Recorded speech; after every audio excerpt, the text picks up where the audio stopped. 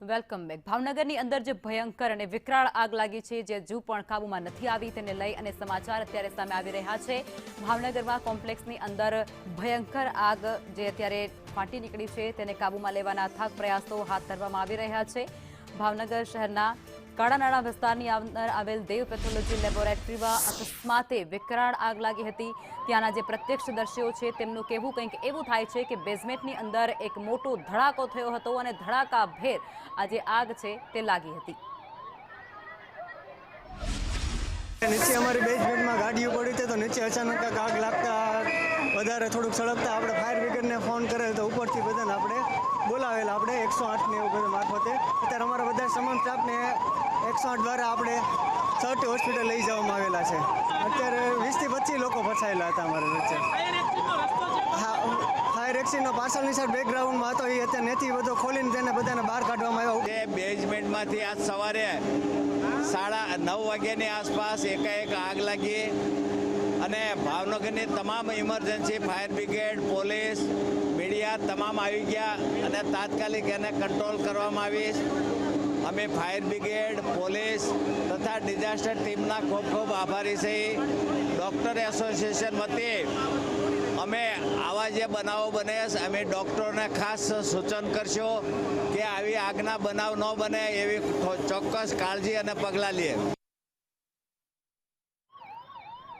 તો ભાવનગરની અંદર જે આગ લાગી છે તેની અંદર લોકોનો બચાવ કરવા માટે લોકોનું રેસ્ક્યુ કરવા માટે ફાયરના જવાનો તાત્કાલિક ત્યાં દોડી આવ્યા છે। ફાયર ફાઇટરો દ્વારા રેસ્ક્યુની કામગીરી હાથ ધરવામાં આવી અને જેની અંદર જે સ્થાનિક યુવકો છે તે પણ સહભાગી થતા જોવા મળ્યા છે। તેમનો પણ સાથ સહકાર તેઓને મળી રહ્યો છે। આ તસવીરો સામે આવી રહી છે જેમાં બારીમાંથી લોકોને બચાવવામાં આવી રહ્યા છે।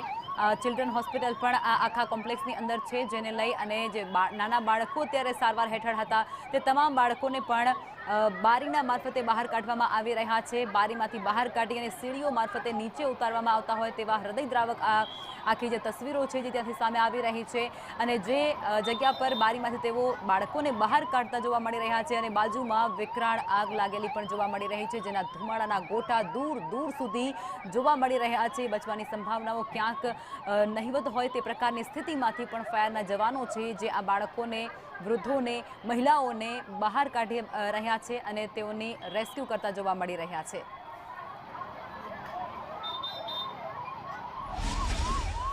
બેઝમેન્ટમાં થોડો કચરો પડ્યો હતો એટલે એની અંદર આગ લાગવાનો બનાવ થયો હતો। ત્યારબાદ ધુમાડો આખા બિલ્ડિંગની અંદર પ્રસરી જવા માટે થઈને થયું હતું પણ ફાયર બ્રિગેડની ટીમ ટાઈમસર પહોંચી છે અને આજુબાજુના લોકો સ્થાનિકો તેમજ ડૉક્ટરની ટીમના તમામ સ્ટાફ દ્વારા જે પણ દર્દીઓ આ બિલ્ડિંગની અંદર હતા બાળકો હતા તેમને બહાર લેવામાં આવ્યા છે। આ જાણ થતાં તમામ લોકો આ રેસ્ક્યુ માટે થઈને પહોંચી ગયા છે। અત્યારે આગ સંપૂર્ણ કંટ્રોલમાં છે। કોઈપણ જાતની ભગવાનના આશીર્વાદથી જાનહાનિ નથી।